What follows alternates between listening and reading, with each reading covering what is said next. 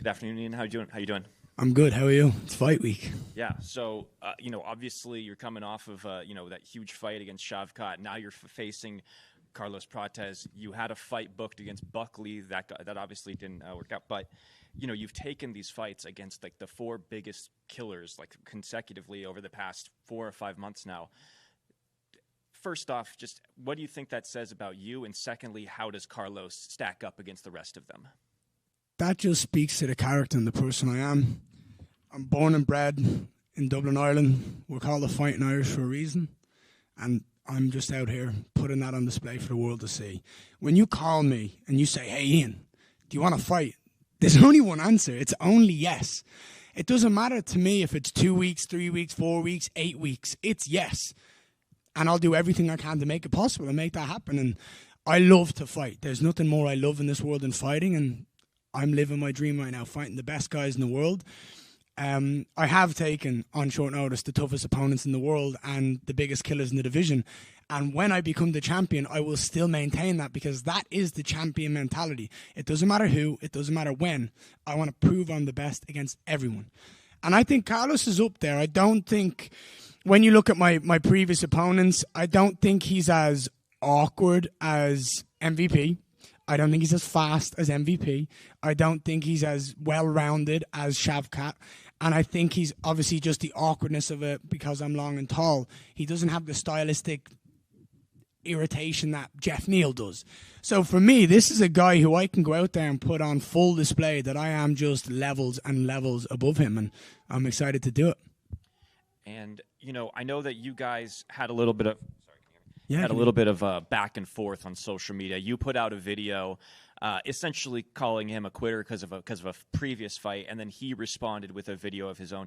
Do you feel like, is this fight personal to you at all, or is this just pre-fight hype?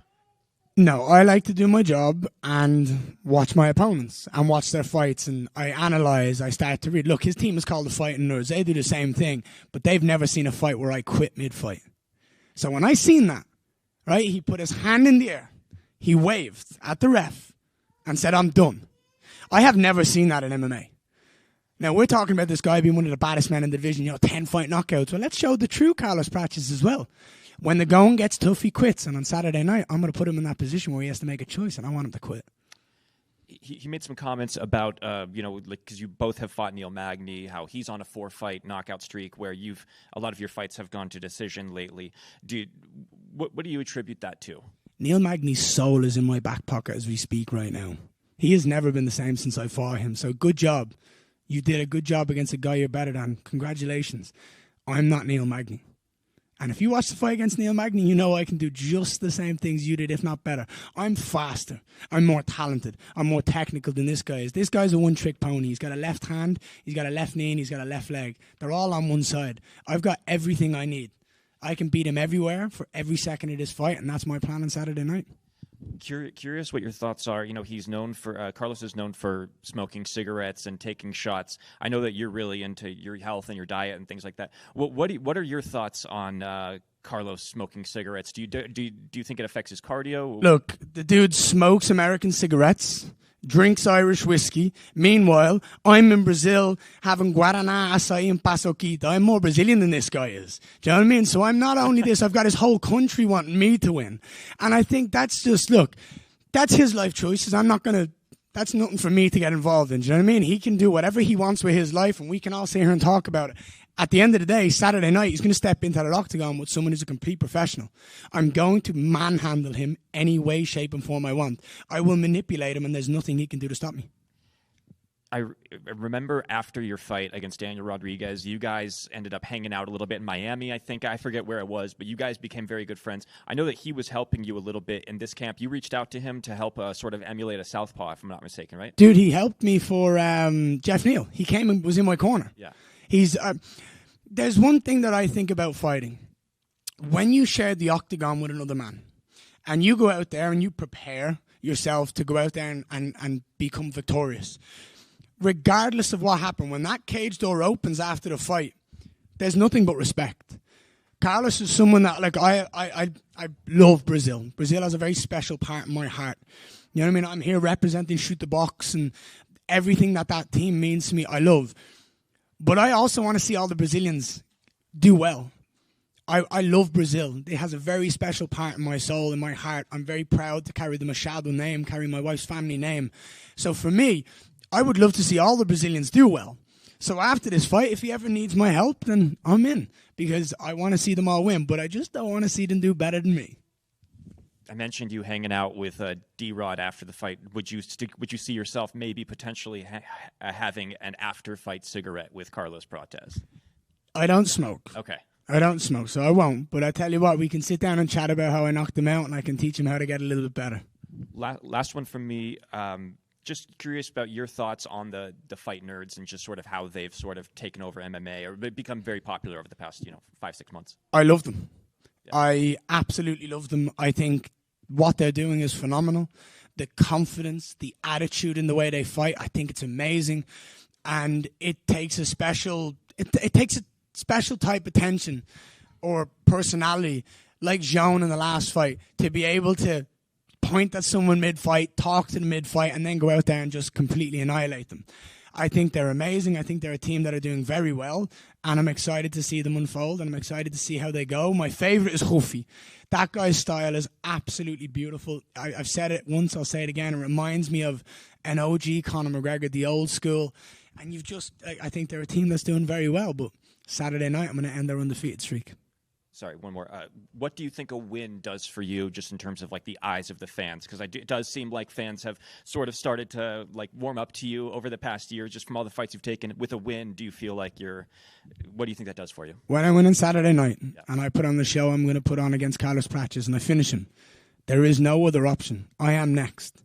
You take these fights on short notice, you show up, you save the card. That means I'm next. And if anyone has a problem, guess what? I love to fight.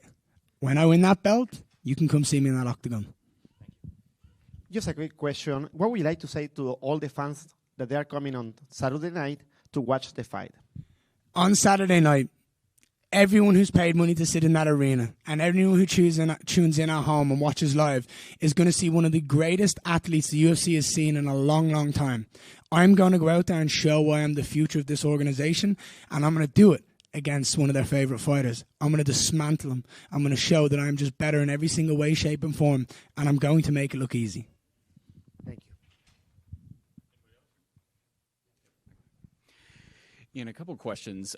First one, you've talked about Carlos quitting mid-fight before, so it got me curious. On Saturday, is your game plan in an ideal world? Would you love to go out and get like a quick knockout, or would you really want to drag him into deeper waters and potentially simultaneously finish him, but then also prove that point as well? Sorry, I hear my coach just say yes in the background.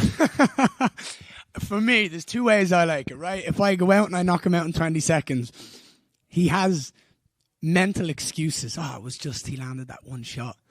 I love fights. You ever watch GSP, Josh Koscheck? And everyone's like, Josh Koscheck is the best wrestler we've ever seen. And what happened? GSP went out and dominated him. Josh Koscheck has no excuses in that fight. I love a fight where I go out start to finish and I dominate. And there's no way Carlos Prates can sit at home and go to bed and go and say anything else but Ian Machado Garry is just better in every single way, shape, and form. Another question. You talk about wanting to be active. I mean, you accept pretty much any fight that comes to you. So hypothetically, if you get through Saturday night with a win, would you be at all interested if something were to pop up last minute to take the call in a couple of weeks and fight for the belt? Or would you need a little bit more time to turn around and potentially get that opportunity? What if I told you my flights were already booked? I'm ready. I'm always ready. I'm born to fight. It's what I do, mate. And last one for me, as somebody who studies the game like you do, I'm just curious to get your thoughts on Sean Brady's performance, with his fight with Leon Edwards. I know that, the Leon Edwards fight was the one that you wanted for a while. So would Sean Brady be somebody you'd be interested in fighting in the future? And overall, just what do you think of his performance? I think he looked great. I think he did exactly what he needed to do. I think he's seen what Bilal did against Leon and went, that's the perfect way to beat him. He went out and he dominated him from start to finish and he made Leon look like a child. I think that's a performance he should be very proud of, but if he ever steps into the octagon with me, I'll knee him in the face and I'll reconstruct his nose. Good luck on Saturday. Appreciate you. Hello, sir. And first of all, nice to meet you again. And it will be nice to hear Eric Clapton once again on Saturday night. I hope it will be. It will be. Don't you worry. That's that great. song's never changing. There's too much love for that one more life. And when I hear that Layla song, it makes me think of that. So I'll always fight. One of my favorite. So, speaking of the UFC, your only bonus for the performance of the night was at the only fight night. Carlos Prates has 4 fights in the UFC and 4 performances of the night bonuses. So, should we expect the best fight of 2025 so far? Define the best. If you want to talk about a one-sided mauling, then yes. But I don't think he's going to have much to offer for me. He'll be up here, he'll sit here confidently, and he'll say whatever he wants to say, and he should say it, because he is riding a 10-fight knockout streak. Shavkat was 18-0 with 18 finishes. How did that fight go? I think he left that octagon feeling a lot less of a man than he was beforehand.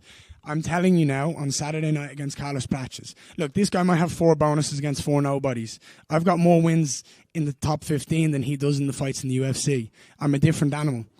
I fight. It's what I do.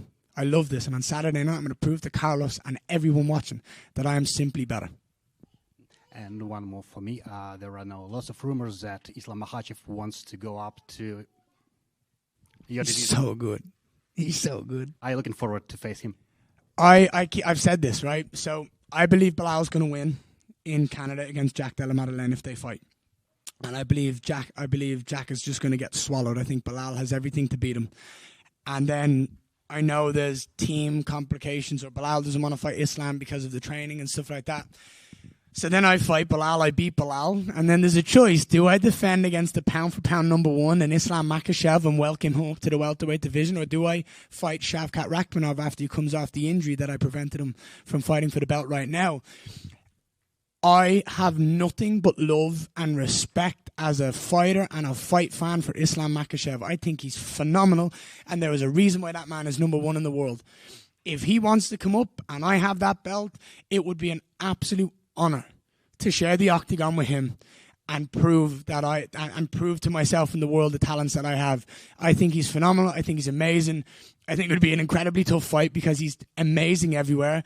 But I believe both me and Islam show the new evolution of MMA fighters. You can't be good in one area. You have to be great in every area. And that's what I believe me and Islam are. So if that fight's ever on the cards, then out of respect for that man and everything that he's done, it would be an honor. It would be an honor to share the octagon with him. And very last one from me. You said that if you win, you want to be next for the title. But if Della Maddalena win, it's obviously that Islam Makhachev will be next for the title. So does it mean that you will cheer Bilal in Montreal? Well, it's not that I'm going to cheer for Bilal. I just think he's going to win. I think he has. I've seen Jack Della Maddalena being ragdolled by people that aren't as good as that game as Bilal. So I think it's a perfect stylistic fight for Bilal. But to your point, if Jack wins and Islam Makhachev comes up, then every single person in the welterweight division can sit the fuck down and give that man the respect he deserves. Does that make sense? He's the number 1 pound-for-pound fighter in the world. What you do is you sit down, you shut your mouth, and you say, okay, you're next. So you're good with that? 100%. I give that man respect, and I'll just tell him that I'm next. Does that make sense? When he fights, I'll fight him afterwards. But I'll give him the respect he deserves, and I believe everybody else in the top 15 should do the same. Thank you, sir. Good luck. Thank you. Appreciate it. Have a great day. Enjoy the show. Go ahead. Sorry, this just popped up yesterday, actually. Conor McGregor put out a tweet to Michael Chandler about, that basically implying, that we have unfinished business. Then Michael Chandler responded. Just curious, as a fellow Irishman, do you think that he is trolling Michael Chandler at this point, or do you think that he actually does want to come back and fight? What are your thoughts? I think he's the best in the world at getting people to talk about him. And no matter what he does, we're always going to talk about him. Just like my company did. Yeah, thank you. Appreciate you guys. Have a great day.